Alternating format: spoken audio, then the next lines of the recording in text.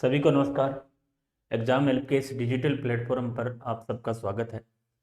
जैसा हमने पिछले 3-4 वीडियो के अंदर करंट अफेयर्स पर चर्चा शुरू की थी, इससे पहले की कड़ी में हमने दिसंबर का करंट अफेयर्स आपकी 2 क्लास के अंदर वो नवीनतम जो वन रिपोर्ट थी उसकी हम चर्चा कर चुके हैं। इससे पहले के वीडियो में हमने जनवरी का जो पार्ट फर्स्ट था उसके विषय में चर्चा की। अब हम साप्ताहिक, जैसा आप सबको पता है कि हम हर शाम करंट अफेयर्स आपका हर सोमवार को लेके आते हैं, उसी कड़ी के अंदर आज हमारी जो सेकंड क्लास है जनवरी से संबंधित है। जनवरी का जो मुख्य करंट अफेयर्स था वो हमने फर्स्ट क्लास में देखा।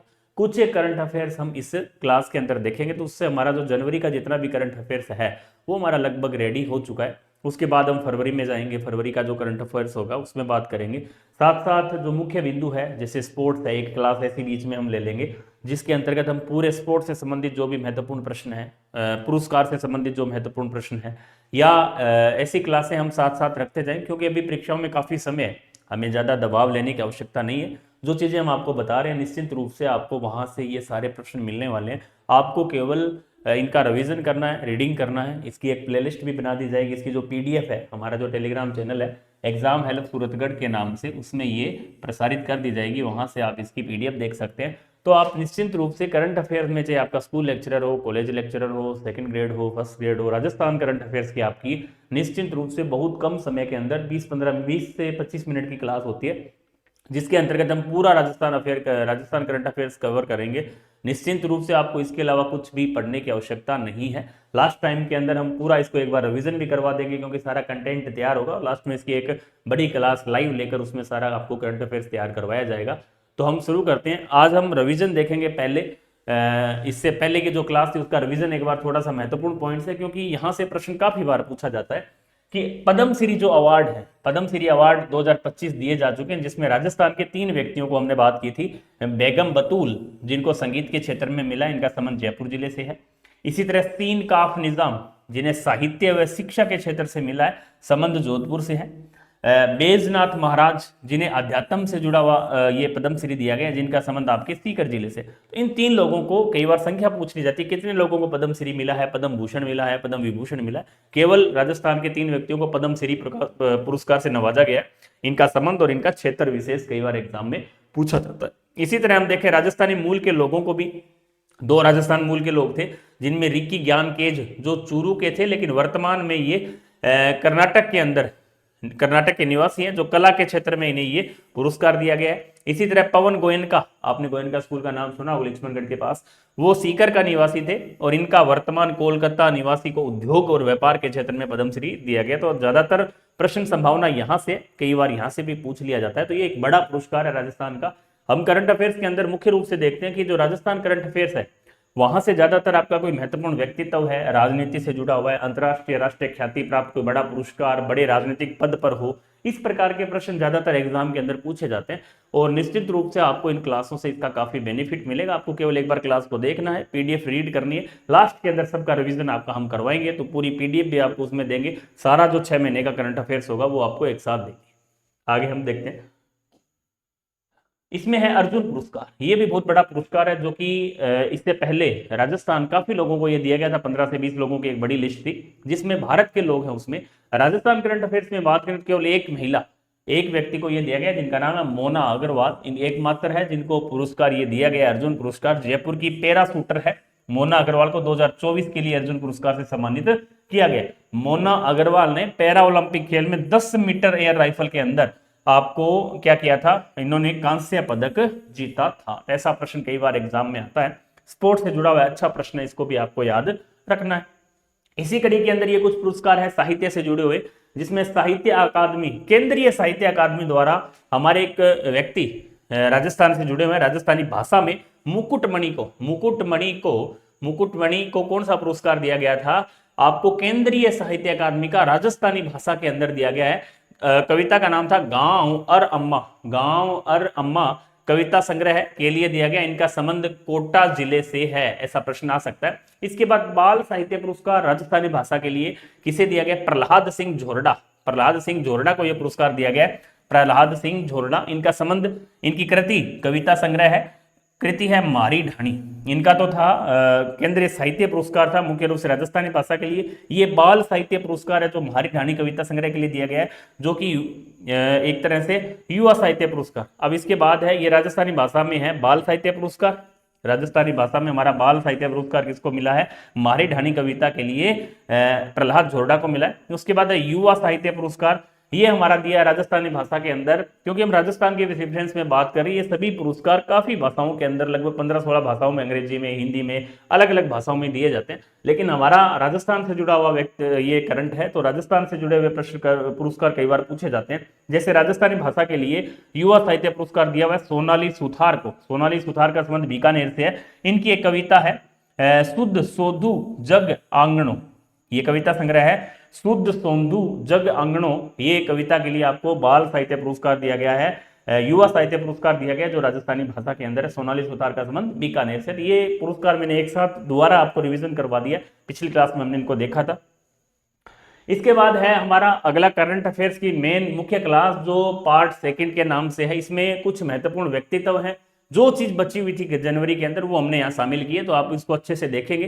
क्योंकि ग्रेड सेकंड की जैसे परीक्षा जून के अंदर है, सितंबर के अंदर है, इसी तरह ग्रेड फर्स्ट के जो अभ्यर्थी हैं उनको आपका जनवरी, फरवरी, दिसंबर वाला भी पढ़ना है। लेकिन जो ग्रेड सेकंड के विद्यार्थी उनको पर लगभग आपका जो बजट आएगा, बजट के बाद का करंट अफेयर से संभावना ज्यादा रहती है उससे बाद की। बजट पर भी हम 2-3 क्लास अलग से देखेंगे, बजट में क्या हुआ है वो सारी करंट की क्लास आपको वहां मिलेगी। पूरा बजट का सार संग्रह भी हम आपको बताएंगे। तो निश्चित रूप से यहां से प्रश्न बनने की संभावना रहेगी बजट के बाद। अब हम देखते हैं जैसे महत्वपूर्ण व्यक्ति हैं, जैसे डॉक्टर रामनिवास। डॉक्टर रामनिवास प्रवासी राजस्थानी। डॉक्टर रामनिवास को प्रतिष्ठित प्रवासी भारतीय सम्मान 2025 से सम्मानित किया गया है। डॉक्टर रामनिवास ने राजस्थान में अपनी शिक्षा पूर्ण की और वर्तमान में वे म्यांमार में अध्यापक पद पर कार्यरत हैं। उन्हें यह पुरस्कार भुवनेश्वर में आयोजित प्रवासी भारतीय दिवस पर राष्ट्रपति द्रौपदी मुर्मू द्वारा दिया गया है। राजस्थानी है डॉक्टर रामनिवास। डॉक्टर रामनिवास को प्रवासी भारतीय सम्मान 2025, अच्छा पुरस्कार है, बड़ा पुरस्कार है। प्रवासी भारतीय सम्मान 2025 से सम्मानित किया गया है। किसे?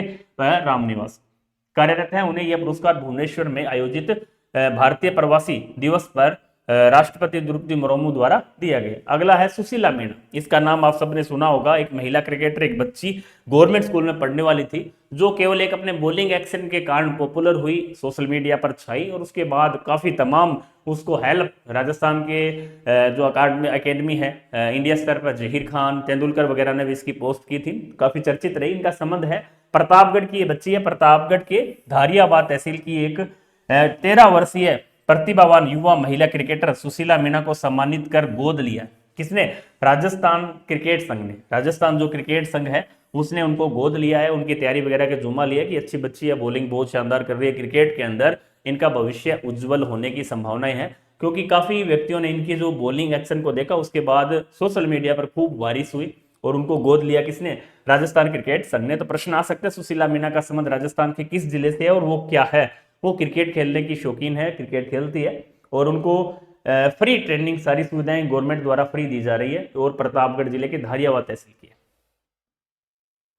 महिला पुलिस बटालियन हाल ही में ये भी चर्चा में रहा है।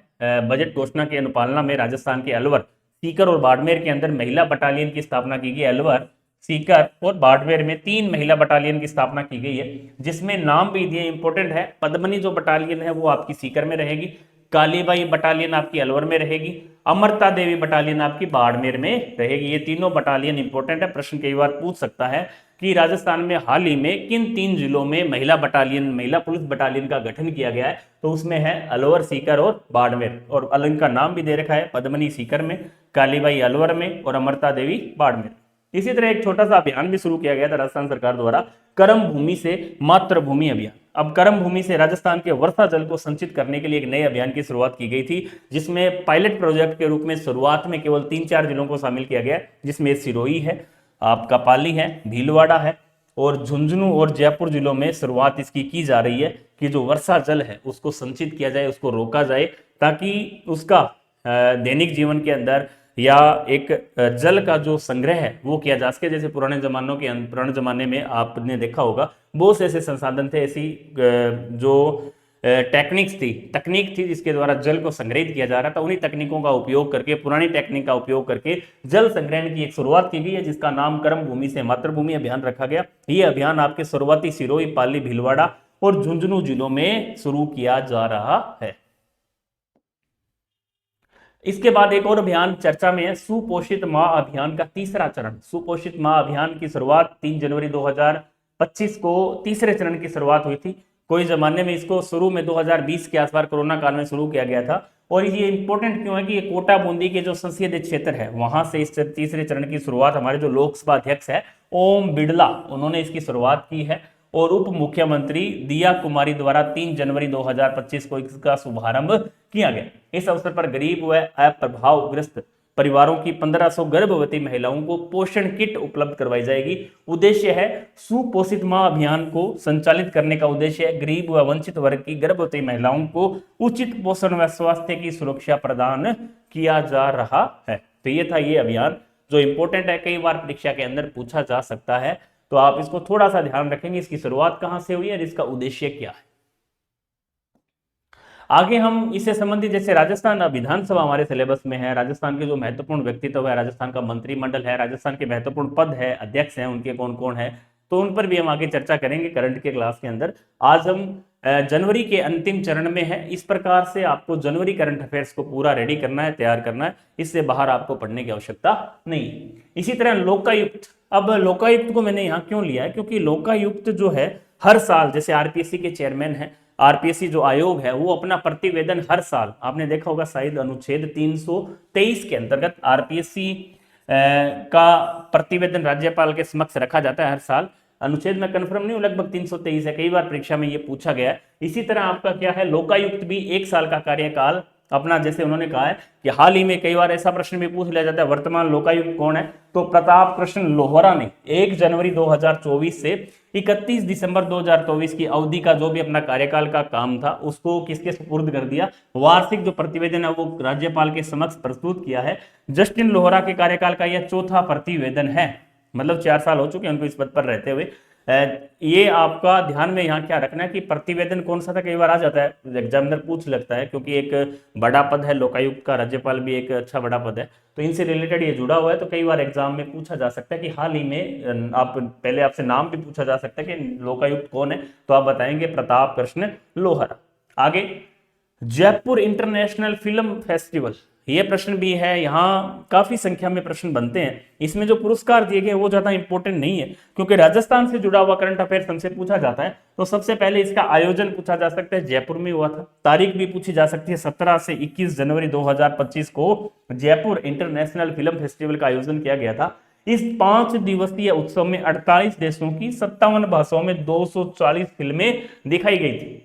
इस वर्ष के आयोजन में राजस्थानी भाषा की 23 फिल्मों के साथ साथ भोजपुरी फिल्मों को भी पहली बार यहाँ क्या किया गया था, शामिल किया गया था। ये इंपॉर्टेंट है, कई बार पूछा जा सकता है कि हाल ही में किस नई भाषा को इसमें शामिल किया गया था। भोजपुरी को, राजस्थानी भाषा पहले से चली आ रही है, तो इसकी तारीख इंपॉर्टेंट है और स्थान इंपॉर्टेंट है। इसके अंदर पुरस्कार भी दिए गए हैं, मैंने उनको शामिल नहीं किया क्योंकि इतना बड़ा पुरस्कार अपने सिलेबस के अकॉर्डिंग भी नहीं है। राष्ट्रीय अंतर्राष्ट्रीय स्तर के पुरस्कार है, नहीं पूछे जाते हैं। आपने बुक वगैरह में देखा होगा, इनसे संबंधित काफी पुरस्कार है, महत्वपूर्ण एक्टर कौन थे, कौन इसका निर्देशक था, इस प्रकार के पुरस्कार दिए जाते हैं, उनको आपको ध्यान में नहीं रखना, इसका स्थान और तारीख आपको ध्यान में रखनी। तो यहाँ से ज्यादातर प्रश्न पूछे जाते हैं। इसी तरह अंतिम रूप में यहाँ हमारा जयपुर लिटरेचर भी हुआ था। जयपुर लिटरेचर चला था, जयपुर फेस्टिवल जिसको बोले। आयोजन आपका 30 जनवरी से 2 फरवरी को आयोजित हुआ था। आयोजन स्थल आपका आमेर था, इसकी थीम थी उत्सव।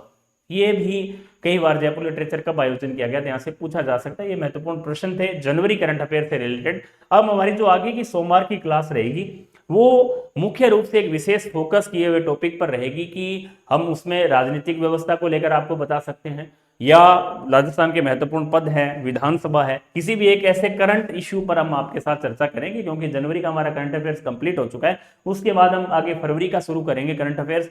तो इस 2 क्लास के अंदर हमने पूरा जनवरी का आपका करंट अफेयर्स करवाया, तो आप अच्छे से इसको रिवीजन करें। बहुत ज्यादा आपको पढ़ने की आवश्यकता नहीं है, करंट बहुत आसान, सीधा और सरल भाषा में पूछा जा रहा है। निश्चित रूप से आप इसको बार बार अभ्यास करेंगे तो आपको अच्छा फायदा इसका देखने को मिलेगा। तो हम नेक्स्ट क्लास में आपसे फिर मुलाकात करेंगे 20-25 मिनट की क्लास के अंदर। अगले सप्ताह आपसे फिर मिलेंगे। हर मंडे को हमारी क्लास रहेगी। धीरे धीरे हम इसको लाइव भी करेंगे, लाइव क्लासें भी चलेंगी, ताकि बच्चा बीच में कोई कन्फ्यूजन है, सवाल है, आप पूछना चाहे तो भी पूछ सकते हैं। अभी शुरुआती दौर में हम ये देख रहे हैं कि आपका जो रुझान है अच्छा रहा, तो इसको लाइव भी किया जाएगा। धन्यवाद।